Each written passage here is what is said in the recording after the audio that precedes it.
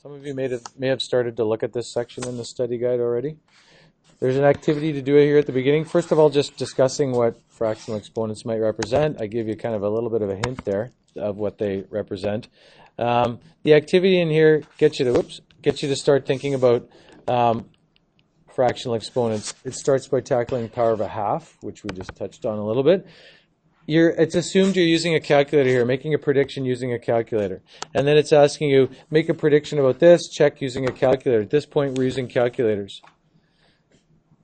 What you get into when you start to work with the examples is not much different than what you've already been doing, other than you need to work with fractions again here. All of these are in the textbook. I would really encourage you to follow along with these examples while you're looking at the textbook. They're in the textbook, okay? If you want to try them first and then check the textbook, obviously you can do that. You need to, even though the exponents look different here, it's exactly the same thing. You have one power times another power. You've learned something about when you're multiplying powers, you add those exponents, right? 1/3 plus 5/3. So if you're following that along there, this makes sense that this is add those two things. 1/3 and 5/3 is 6/3, or in other words, it's 5 to the 2, or if you want to evaluate that, 25. Okay, that's not a different concept than you've already had. All that's different is you're seeing exponents that are fractions and decimals now. All right, this second one here, same thing. These are the same base, so you can just add the exponents. So you can just make it x to the 5 plus negative a half. Or in other words, 5 minus a half. Or in other words, x to the, you could write it as 4.5, or you could write it as, if you want to work with the fractions, let's move this over here for a second, leave the decimal there. 5 minus a half, you could make it, if you want to, you could make it 10 halves minus 1 half, right? X to the 9 halves, or that. Applying the same rules that you already have done. This one has a decimal and a fraction. You either have to make them both decimals or both fractions.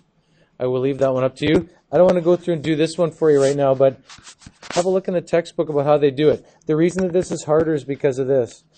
This is an 8. This is a 16. Okay, when you're doing that, I'll give you the hint that they change it into something that uses the same base.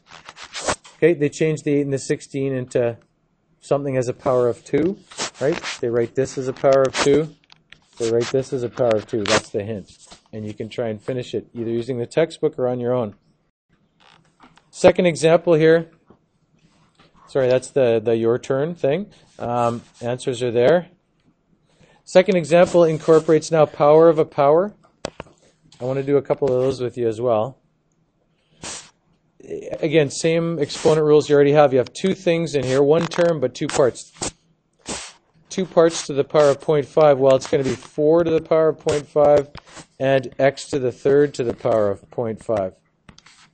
You can just incorporate your exponent laws, x to the 1.5. 4 to the 0.5, it's assumed at this point you're using a calculator for that. 4 to the 0.5, do it on a calculator, you're going to get 2. Hopefully at some point we get the idea that to the power of a half or 0.5 is the square root, but at this point we can use a calculator. You're doing the second one here. 2 different things inside of here to the power of a half. Right? This to the power of a half, this to the power of a half, just write it separately. Right? X to the 3rd to the power of a half and x to the 3 halves to the 1 half. So you have that and you have that. Follow along with those two separately. If you're evaluating that, multiply those, right? Multiply the exponents, which hopefully we're good at it by now. 3 halves. X to the 3 halves times 1 half, 3/4. Adding those two, that's maybe a little more complicated because you're multiplying 2 powers. You got to add the exponents. X to the 3 halves plus 3/4. Or in other words, x to the, make them a common denominator here, 6/4 plus 3/4. Run out of room here, put it over here. X to the 9/4, that is. I chose to put this power on both of the things first. I could have done it by simplifying this thing inside here first. The other way you could do it is by putting those together first, adding those exponents, and then raising it to the half, but it doesn't matter. Okay? Well, you can just punch this one since it's all numbers into your calculator. It's good if you at least start by doing some of the simplifying yourself first. Right? You can raise each of those things, 3 to the 4th to the negative 0.75. Actually, you know what I would do first here? If you have a negative power, the best start is to change it to a positive power first, but flip this thing over. Okay? Negative power of that is like the positive power of the reciprocal there. Then try and evaluate each one. 16 to the 0.75. Use a calculator for that at this point if you want. 3 to the 4th to the 0.75. All right? And see what you can do. Okay? The third example in here, this again you can follow along in the textbook, but there's a video that's up there, or will be up there pretty soon on that example. Okay, that you can follow along, or again it's in the textbook.